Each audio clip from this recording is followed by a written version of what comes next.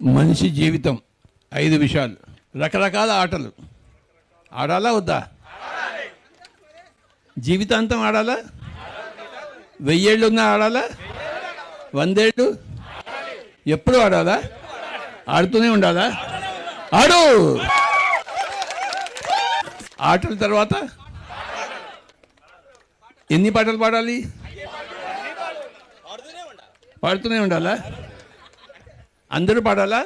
గొంతు బాలేకపోయినా పాడాలా? సంగీతం రాకపోయినా పాడాలా? ఇవాళ భలే మంచి రోజా?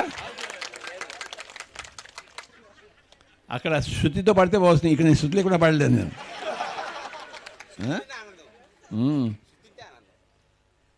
ఆటలు, పాటలు, చదువులు. చదవాలా వద్దా? పుస్తకాలు, అన్ని పుస్తకాలు చదవాలా వద్దా? జీవితాంతం చదవాలా?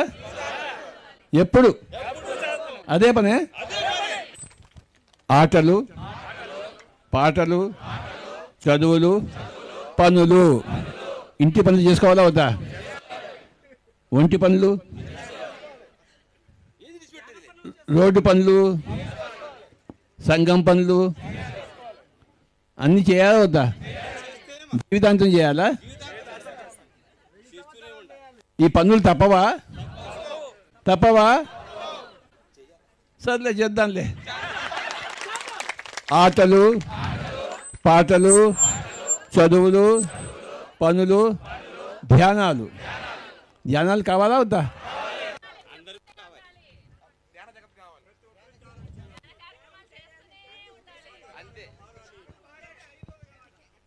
నాలుగు వేళ్ళు ఒకవైపు ఉన్నాయి, ఒక వేలు ఒకవైపు ఉంది.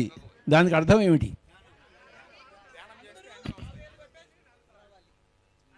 నాలుగు ఒకవైపు, ఒకటి ఒకవైపు. ఆటలు, పనులు, చదువులు, పనులు ఒకవైపు, ధ్యానం ఒక్కటి ఒకవైపు.